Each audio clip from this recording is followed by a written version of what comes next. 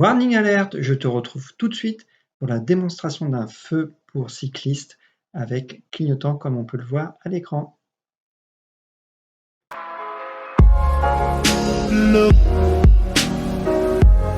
Je te retrouve pour le déballage. La lampe arrive dans cette boîte avec une mousse de protection, un mode d'emploi en anglais et en chinois uniquement, mais on s'en passe très facilement. La lampe est ici. On dispose d'un bouton on-off sur le dessus. On l'allume une fois et elle passe en veille, signe qu'elle est prête à l'emploi. On installe sa télécommande. On appuie sur LED bien fort pour déclencher un programme. On est bien visible. Un autre pour le rouge, tout simplement. Et puis on n'a rien d'autre, hein. On a le clignotant, le veille, le rouge, à gauche pour les clignotants, à droite, et si on reste un petit moment qu'on bouge plus, on peut faire ça, et pour couper on appuie soit à gauche soit à droite, et ça coupe les warnings. Et si on rappuie, on repasse en veille. Donc après, il ne faut pas oublier de la couper complètement, sinon on va continuer de puiser dans la batterie. La batterie, justement, on va la recharger ici, hein. Un petit capuchon anti-pluie. Donc bien faire attention, une fois qu'on a rechargé, de bien le refermer. Sinon, si on prend la pluie, la lampe ne va pas aimer.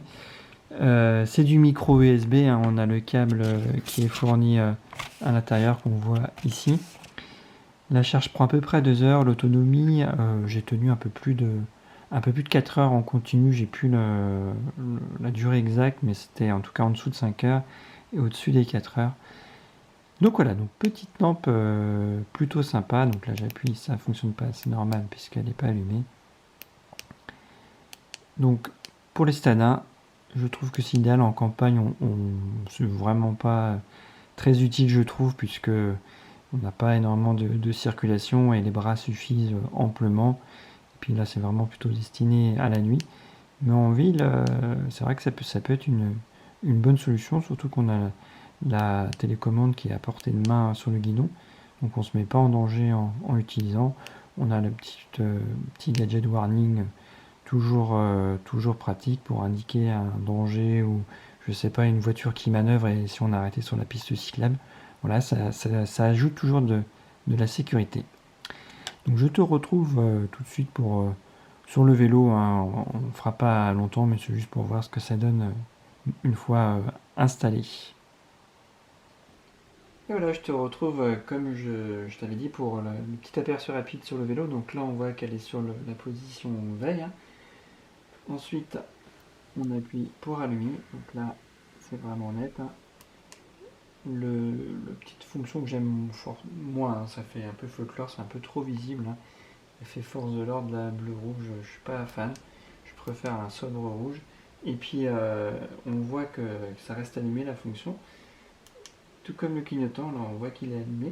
Donc on a aussi un visuel sur la télécommande, c'est plutôt bien fait.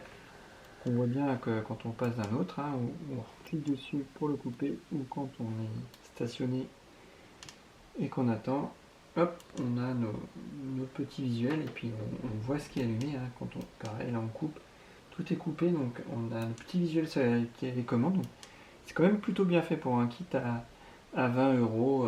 Maintenant, on reste à voir combien de temps ça va durer, si ça prend bien la pluie et tout, parce que là j'ai juste testé sous un petit crachin, donc ça craint pas trop, donc à voir sous une pluie un peu plus importante si c'est toujours aussi efficace.